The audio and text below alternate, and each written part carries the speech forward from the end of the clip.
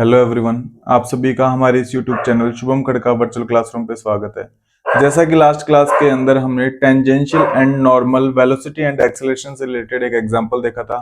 आज की क्लास में हम इसके आगे कंटिन्यू करते हुए इन्हीं से रिलेटेड एक और एग्जाम्पल देखेंगे, जो एग्जाम में कई बार पूछा गया एग्जाम्पल है और इसकी एग्जाम में आने की पॉसिबिलिटी भी सबसे अधिक है। यदि आप में से हमारी क्लास के अंदर कोई नया है तो हमारी वीडियोस को अपने फ्रेंड के साथ शेयर करें और साथ ही हमारे चैनल को सब्सक्राइब करें। ये जो एग्जाम्पल है, ये पेपर के अंदर कई बार पूछा गया एग्जाम्पल है। सबसे पहले तो हम इसको समझने की कोशिश करेंगे और फिर इसको सॉल्यूशन करेंगे। देखते हैं इस एग्जाम्पल को। आप स्टार लगाते हुए चले। ये ऐसे कहना चाहता है कि आपके पास एक पार्टिकल है, आपके पास एक पार्टिकल है, वो किसी सर्किल पे क्या करता है, मोशन करता है। वो किसी सर्किल पे क्या कर रहा है, मोशन कर रहा है। और सर्किल पे भी मोशन कहां पे कर रहा है, उसके व्यास पे मोशन कर रहा है। उसका व्यास कितना लेना है, ए बी। उसके डायमीटर पे क्या कर रहा है, मोशन। तो हम एक बार एक सर्किल बना लेते हैं। मान लो कि हमारे पास, आपको एक रफ सर्किल बनाना है, ऐसा नहीं कि आप एक प्रकार से बना रहे हैं, एक रफ सर्किल बनाना है। हमारे पास मान लो कोई ये एक सर्किल है जिसका डायमीटर कितना है, ए बी। इसका डायमीटर कितना है, ए बी है। इस ए बी व्यास के ऊपर एक पार्टिकल मेरा क्या करता है, मोशन करता है। इसकी रेडियस मैंने मान ली ए है। रेडियस कितनी मान ली, इसकी रेडियस मैंने कितनी मान ली, ए मान ली। वो ऐसे कहना चाहता है कि इस पे जब मोशन करता है ना, तो मोशन करने के समय उसकी जो वेलोसिटी है, इसकी जो वेलोसिटी है वो कांस्टेंट है। वो कैसी है, कांस्टेंट वेलोसिटी है। जब पार्टिकल यहां से स्टार्ट करके यहां तक पहुंचता है ना, तो इसकी जो वेलोसिटी है ना वो कांस्टेंट है। और मैंने मान ली कि इसकी वेलोसिटी कितनी है, v1। इसकी वेलोसिटी कितनी है, v1 है। आगे चलते हैं। तो यहां तक प्रश्न हम रीड कर चुके। तो इतनी बात सबको समझ में आती है, तो एक बार जितना गिवन है उतना लिख लेते हैं। माना माना पहला कण ए त्रिज्या के वृत्त में, ए त्रिज्या के वृत्त में ए ओ बी व्यास पर v1 वेग से गति करता है। अतः हम जानते हैं, ये फॉर्मूला जानते हैं, नहीं जानते, समय बराबर दूरी बट्टे चाल। ये फॉर्मूला जानते हैं ना सभी। तो मैंने मान लिया कि यहां से यहां तक पहुंचने में उसके द्वारा लिया गया समय कितना है, t1 है। समय कितना है, t1। ये डिस्टेंस कितनी है, 2a। और स्पीड उसने कितनी मान ली, हम लोगों ने v1 मान ली। स्पीड कितनी मान ली, v1। यहां से यहां तक पहुंचने में लिया गया टाइम कितना मान लिया, t1। और डिस्टेंस आपके सामने 2a है ही। तो यहां से आपका v1 किसके इक्वल आएगा, 2a अपॉन t1 के। ये इक्वेशन नंबर बन गई 1। यहां तक किसी को दिक्कत है, एक बार फिर से बताओ, फिर से देख लो। ऐसे कहना चाहता है कि आपके पास कोई कण है, वो किसी वृत्त के व्यास ए बी के ऊपर क्या करता है, अचर वेग से गति करता है। हमने एक वृत्त बनाया, उस वृत्त की रेडियस कितनी ली, ए ली। ए बी के ऊपर उसको क्या करवाया, मोशन करवाया। वेलोसिटी उसकी कांस्टेंट ली v1। यहां से यहां तक पहुंचने में समय कितना लिया, t1। डिस्टेंस आपके सामने 2a होगी। तो हम जानते हैं ये फॉर्मूला होता है समय बराबर दूरी बट्टे चाल होता है। यहां से t1 2a अपॉन v1, तो v1 हमारे पास कितना आएगा, 2a अपॉन t1। यहां तक सबको क्लियर है, आगे चलते हैं। फिर वो कहना चाहता है कि और एक अन्य कण, आपके पास कोई दूसरा पार्टिकल और है। यानी कि इस एग्जाम्पल के अंदर हमारे पास दो पार्टिकल हैं। अभी तक हमने जितने भी पीछे 5-6 एग्जाम्पल देखे हैं, उनके अंदर हमें एक पार्टिकल दिया हुआ रहता था। इस एग्जाम्पल के अंदर दो पार्टिकल दिए हुए हैं। एक पार्टिकल तो यहां से यहां तक क्या कर रहा है, मोशन कर रहा है। अब आगे देखते हैं। और एक अन्य कण, यानी कि दूसरा पार्टिकल विराम अवस्था से अर्ध परिधि ए बी पर, अर्ध परिधि ए बी पर एक समान स्पर्श रेखीय त्वरण से, एक समान स्पर्श रेखीय त्वरण से गति करता है। एक समान स्पर्श रेखीय त्वरण से क्या करता है? गति। यानी कि दूसरा पार्टिकल मेरा इस परिधि के ऊपर चल रहा है, दूसरा पार्टिकल मेरे किसके ऊपर चल रहा है? इस परिधि के ऊपर, इसके ऊपर चल रहा है। और वो भी किस प्रकार से चल रहा है कि उसका स्पर्श रेखीय त्वरण कैसा है? कांस्टेंट, एक समान, मतलब कांस्टेंट है। स्पर्श रेखीय त्वरण उसका कैसा है? कांस्टेंट दिया हुआ है। तो दूसरे पार्टिकल के लिए हम लिखने वाले हैं दूसरा कण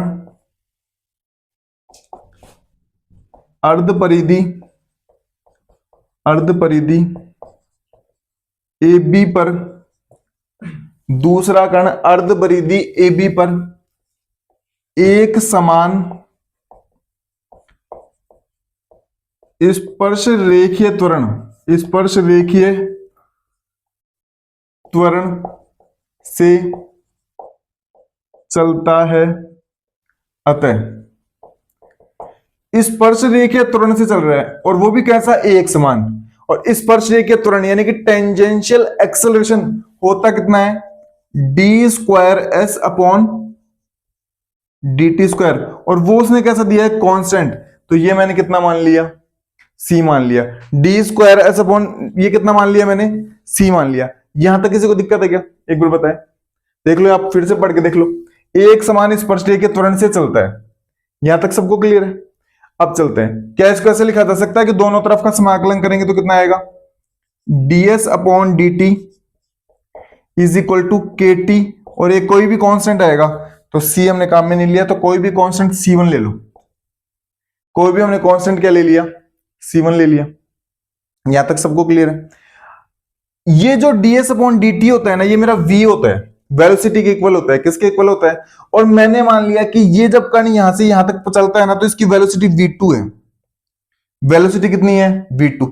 तो क्या मैं इसको ऐसे लिख सकता हूं क्या? v2 is equal to k T plus C1, के टी प्लस C1। लेकिन प्रारंभ में, अब हम एक कंडीशन काम में लेंगे। प्रारंभ में जब मेरे कण ने यहां से चलना प्रारंभ ही नहीं किया, तो मेरा t तो कितना रहेगा? 0। जब कण ने चलना प्रारंभ ही नहीं किया तो t 0 रहेगा, और मेरा v2 भी कितना रहेगा? 0। और इसको एक बार इक्वेशन नंबर 2 दे दो। और ये कंडीशंस अगर आप इसके अंदर पुट करते हैं तो ये कंडीशंस को 3 नंबर दे दो। अगर ये कंडीशंस आप इसके अंदर पुट करते हैं तो जो मेरा C1 आने वाला है ना, वो कितना आएगा? 0। C1 मेरा कितना आएगा? चाहे पुट करके देख लो, यहां पे भी 0, यहां पे भी 0, तो C1 मेरा कितना आएगा? 0। तो समीकरण 2 से, समीकरण 2 से, समीकरण 2 से मेरा V2 कितना आ जाएगा? KT। V2 मेरा किसके इक्वल आएगा? KT के इक्वल आएगा, नहीं आएगा? KT के इक्वल आएगा। क्या V2 को मैं फिर से ds अपॉन dt लिख सकता हूं? ds upon dt is equal to KT। ds upon dt is equal to KT। यहां तक सबको क्लियर है? इसका फिर से मैं क्या कर रहा हूं? इंटीग्रेशन। ये नीचे तक देखने को दिखाई दे रहा है कि यहां तक लिखा हुआ, ये देखना। तो इंटीग्रेशन करोगे तो इधर कितना आएगा? s is equal to k T square upon 2, और एक कांस्टेंट आएगा, तो कांस्टेंट मैंने क्या ले लिया? C2। ये यहां तक लिखा हुआ सबको दिखाई दे रहा है? तो ds अपॉन dt का तो s हो गया, इसका करोगे तो के T square upon 2 plus C2। यहां तक सबको क्लियर है? इसको इक्वेशन नंबर एक बार के लिए 4 दे दो। अब इधर ध्यान से देखो, ये एक बार इस तरफ लिख देते हैं, इधर का दिखाई दे रहा है क्या? यहां पे मैं एक बार फिर से कंडीशन लगाता हूं। प्रारंभ में, प्रारंभ में अब जब मेरे कण ने चालू प्रारंभ करना ही स्टार्ट नहीं किया, जब मेरा t 0 रहेगा, तो ये जो आर्क बन रहा है, आर्क, इसके लिए मेरा s भी कितना रहेगा? 0। ये जो मेरा आर्क होता है उसी को तो ऐसे बोलते हैं, तो ये मेरा आर्क भी कितना रहेगा? 0 रहेगा। इसको इक्वेशन नंबर 5 दे दो। अगर मैं t0 और s0 पुट करूंगा तो मेरा C2 0 आएगा, नहीं आएगा? C2 मेरा कितना आएगा? 0। C2 मेरा कितना आएगा? 0 आएगा। और अगर C2 मेरा 0 आएगा तो समीकरण 4 से, समीकरण 4 से, और समीकरण 4 से मेरा s कितना आ जाएगा? KT square upon 2, KT square upon 2। और ये मेरी इक्वेशन बन गई एक बार के लिए KT स्क्वायर अपॉन 2, और ये इक्वेशन बन गई मेरी एक बार के लिए 6। इक्वेशन बन गई मेरी एक बार के लिए 6। यहां तक सबको क्लियर है? एक बार फिर से देखते हैं हमने क्या किया। आपके पास एक पार्टिकल था, वो व्यास के ऊपर चलता है और वो भी अचर वेग से व्यास के ऊपर चलता है, तो समीकरण नंबर 1 आ जाती है।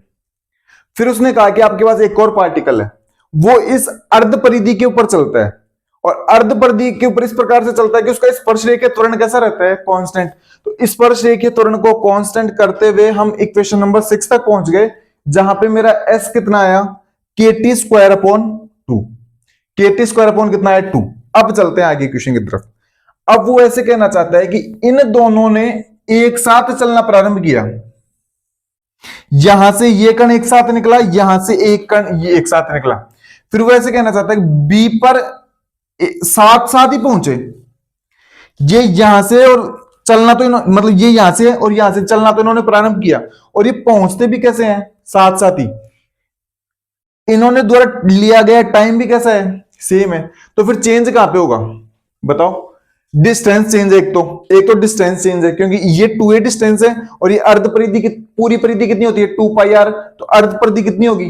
पाई आर होगी। तो आर की जगह कितना आएगा? a। तो ये डिस्टेंस कितनी है? पाई a। ये डिस्टेंस पाई a, और ये डिस्टेंस कितनी? 2a। हम बोल रहे लिया गया समय क्या है? सेम है, और एक वेलोसिटी में चेंज आएगा। तो कहना चाहता है कि जब वो बी पर पहुंचते हैं ना, तो उनकी जो वेलोसिटी आती है ना, वेलोसिटी उनका रेशियो कितना आना चाहिए? पाई रेशियो बनाना चाहिए। यानी कि ये v1 और v2 का जो अनुपात है ना, v1 और v2 का रेशियो, वो पाई रेशियो बनाना चाहिए। कुल मिला के बुक वाला ये पूछना चाहता है। इन दोनों पार्टिकल्स की अगर आप वेलोसिटी निकालते हैं और उनका रेशियो लेते हैं ना, तो वो कितना आना चाहिए? पाई रेशियो 1। तो v1 और v2 का कुल मिला के हमें रेशियो निकालना है। तो v1 मैं निकाल चुका, क्या निकाल चुका। अब मुझे कैसे भी जुगाड़ लगा कि v2 निकालना है, और अगर मैं v2 निकाल लेता हूं तो दोनों का मुझे क्या लेना होगा? रेशियो। तो अभी मेरे पास v2 आ गया क्या? अभी v2 नहीं आया कहीं भी। क्या v1 आ चुका? क्या v1 आ चुका। अब चलते हैं, इसको हटा दें एक बार के लिए।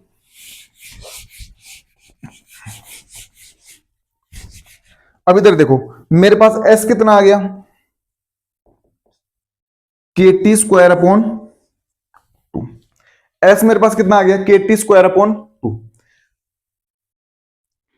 s is equal to KT T upon 2। ऐसे लिखा जा सकता है कि इसको लिखा जा सकता है, ये KT, दूसरा पेन का यूज करते हैं। ds अपॉन dt मेरा किसके इक्वल होता है? क्या मेरे ds अपॉन dt v2 के इक्वल है? नहीं है। ये ds अपॉन dt v2 के इक्वल ही तो चल रहा है। तो ds अपॉन dt को क्या मैं v2 लिख सकता हूं ना? लिख सकते हैं ना, देख लो यहां पे। तो KT की जगह क्या मैं v2 लिख सकता हूं? बिल्कुल लिख सकता हूं। तो ये मेरा s बनेगा कितना? v2 t upon 2। s देख लो, KT की जगह कितना लिख दिया वहां से, इस इक्वेशन से, v2 t upon 2। s distance, ये s डिस्टेंस मेरी कितनी है? ये s, ये इस आर्क को तो s बोलते हैं, और ये अर्ध परिधि कितनी होती है? पाई a, क्योंकि पूरी कितनी होती है? 2 पाई आर। तो अर्ध परिधि कितनी होगी? पाई a। तो यहां से देखो, s की जगह पाई a, v2 t अपॉन 2। यहां तक सबको क्लियर है? अब एक बात सुन, अब वो ऐसे कहना चाहते हैं कि यहां से यहां तक ये जो कण पहुंचा, और यहां से घूमते हुए यहां तक जो कण पहुंचता है ना, दोनों द्वारा लिया गया समय कैसा है? सेम। देख लो, एक साथ रवाना होते हैं और एक साथ ही क्या होते हैं? पहुंचते हैं। मैंने मान लिया कि यहां से यहां तक लिया गया समय t1 माना था हमने, और यहां से यहां तक लिया गया समय कितना माना है मैंने? t। कितना माना है? t माना है। तो प्रश्नानुसार दोनों ने दिया है, प्रश्नानुसार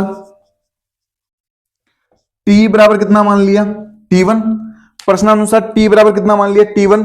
तो t बराबर t1 मान लो, तो यहां से v2 निकालने की कोशिश करोगे तो कितना आएगा? 2 पाई a अपॉन t1। और ये समीकरण बन गई मेरी 7 नंबर। समीकरण कितने नंबर बन गई? 7 नंबर। दोनों का रेशियो निकालना था, किसका? v1 और v2 का। इसको हटा देगा एक बार के लिए। v1 और v2 का हमें रेशियो चाहिए था, b पर उनके वेग का रेशियो, वेलोसिटी का रेशियो चाहिए हमें। तो क्या मेरे पास v1 आ चुका? आ चुका। क्या मेरे पास V2 आ चुका? आ चुका। तो V2 का और मुझे V1 का रेशियो चाहिए। तो V2 तो मेरे पास कितना है? 2 पाई ए अपॉन T1, 2 पाई ए अपॉन T1 अपॉन V1 मेरे पास कितना है? 2a upon T1, 2a upon T1, 2a upon T1। 2 से 2 गया, a से a गया, 2 से 2, a से a, T1 से T1। तो V2 अपॉन V1 कितना आ रहा है? Pi upon 1। तो V2 रेशियो V1 मेरे पास कितना आ जाएगा? पाई रेशियो 1। और चेक करो, क्या बुक वाला यही चाहता था क्या? दोनों की वेलोसिटी का रेशियो पाई रेशियो 1 आना चाहिए था क्या? दोनों की वेलोसिटी का रेशियो कितना आ रहा है? पाई रेशियो 1। इस प्रकार से ये एग्जांपल यहाँ पे क्या होता है? फिनिश होता है। मैं एक बार से आपको फिर से इस एग्जांपल को समझाने की कोशिश करूंगा, क्योंकि ये एग्जाम पॉइंट ऑफ व्यू से सबसे इंपॉर्टेंट एग्जांपल है। इससे पहले भी हम 5-6 एग्जांपल देख चुके हैं। नेक्स्ट क्लास के अंदर हम एक और इंपॉर्टेंट एग्जांपल देखेंगे और फिर नेक्स्ट यूनिट की तरफ आगे बढ़ेंगे। एक बार इसको समझ लो। पहली बात तो कहना चाहता है कि आपके पास दो पार्टिकल हैं, एक तो व्यास के ऊपर चलता है और एक परिधि के ऊपर चलता है। इधर से इधर जाएगा तो ये डिस्टेंस जो होगी ना, वो तो होगी 2a। यहां से घूमते हुए यहां पे आएगा ना, तो ये डिस्टेंस कितनी होगी? पाई। पहली बात तो इतनी सबको क्लियर है ना, क्योंकि पूरी परिधि 2 पाई आर, आधी परिधि कितनी होगी? पाई आर, यानी a। और हमने मान लिया कि a त्रिज्या का हमारा क्या है? वृत्त है। जब पहले चलता है ना, तो v1, पहले कण की वेलोसिटी मैंने निकाली कितनी? v1, और वो कितनी आई? 2a upon T1। बुक वाला चाहता है कि दोनों की वेलोसिटी निकालो और उनका क्या लो? रेशियो। तो मेरा काम कुल मिला के V1 निकालना और मेरा काम कुल मिला के V2 निकालना है। तो V1 तो मैंने बड़ी आसानी से निकाल लिया, जैसे जैसे उसने बोला, फॉर्मूला लगाया, समय बराबर दूरी बट्टे चाल का, और आसानी से क्या आ गया? V1। अब मुझे कैसे भी करके V2 निकालना है। V2 निकालने के लिए उसने कहा कि जब वो परिधि के ऊपर चलता है ना, तो उसका स्पर्शरेखीय त्वरण कितना होता है? कांस्टेंट है। और स्पर्शरेखीय त्वरण कितना होता है? D square S upon dt square. इसको मैंने कितना मान लिया? कांस्टेंट। और इसी को आगे प्रोसीड करते हुए मैंने कैसे भी जुगाड़ लगाते हुए क्या निकाला? V2। और मेरा V2 आया, ये मेरा कंडीशंस का यूज करते मैंने क्या निकाल लिया? V2। अब मुझे कुल मिला के V1 और V2 का क्या लेना था? रेशियो। तो V2 और V1 का मैंने क्या लिया? रेशियो लिया, और वो कितना है? पाई रेशियो 1। और इस प्रकार से ये एग्जांपल यहां पे क्या होता है? फिनिश। मैं उम्मीद करता हूं कि आपको ये एग्जांपल समझ में आया होगा। आप फर्स्ट वीडियोस को देखते हुए, कंसेप्ट क्लियर करते हुए यहां तक पहुंचे, आपको बड़ी आसानी से ये एग्जांपल समझ में आएगा। आपको कहीं भी इसमें रटने की क्या नहीं होगी? आवश्यकता नहीं होगी। हम इसके बाद एक और एग्जांपल करवाएंगे, जो एग्जाम हमारी तरफ से लास्ट एग्जांपल होगा इस यूनिट का, और जो इंपॉर्टेंट एग्जांपल होगा। इसके बाद हम एक नई यूनिट स्टार्ट करेंगे। आप इसी प्रकार लास्ट तक हमारी वीडियोस के साथ बने रहें और हमारी वीडियोस को अधिक से अधिक अपने फ्रेंड्स के साथ शेयर करें, जिससे हमारा मोटिवेशन बना रहे। आप सभी छोटे भाई बहनों का धन्यवाद। Thank you.